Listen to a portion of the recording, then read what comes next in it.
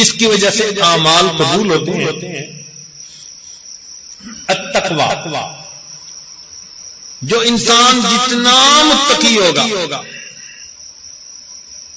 اتنے اس کے عمل اللہ کے ہاں انما یتقبل اللہ من المتقی۔ چنانچہ امام العلماء والصلحاء حضرت خواجہ محمد بن مالک صدیقی رحمت اللہ علیہ کا تقوی حیران کن۔ حضرت سردی گرمی ہاتھ میں چھتری رکھتے تھے، علماء حیران تھے، بھئی گرمیوں میں تو چھتری کی کوئی وجہ سمجھ میں آتی ہے، سردی کے موسم میں چھتری۔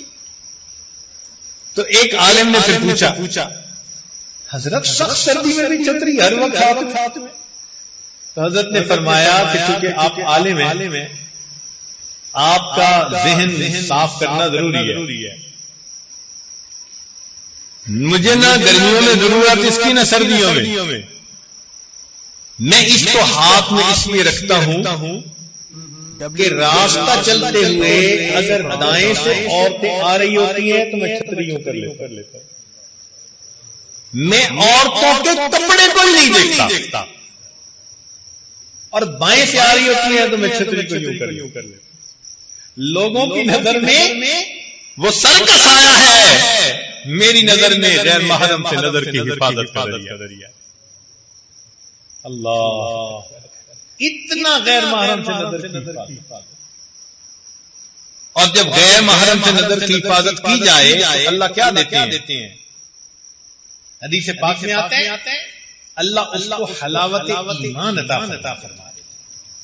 چنانچہ حضرت کی عادت تھی کہ نماز کی جماعت خود کرواتے تھے، اور کئی مرتبہ ایسا ہوتا کہ تکبیر ہو جاتی اور تھوڑے سے توقف کے ساتھ پھر آپ تحریمہ باندھتے، جیسے 20 منٹ 20 سیکنڈ آدھا منٹ تھوڑا سا وقفہ کئی دفعہ ہو جاتا۔ حضرت کی جماعت میں اکثر علماء ہوتے تھے، تو مردان میں ایک عالم نے یہ پوچھا کہ حضرت آپ اسی وقت نیت نہیں باندھتے، تھوڑا سا توقف ہو جاتا ہے، اس میں کوئی وجہ ہے؟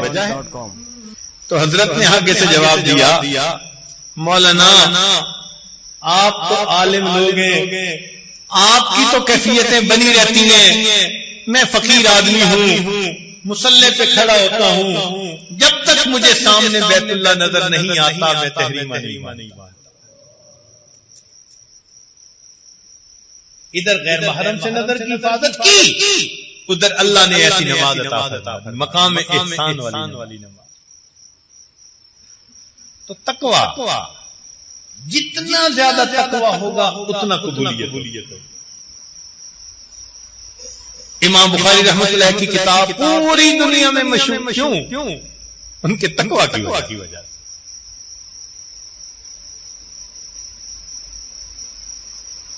ہمارے اکابر علماء دیوبند، ان کی محنت اللہ کے ہاں قبول کہ آج دارالعلوم کو پوری دنیا کے اندر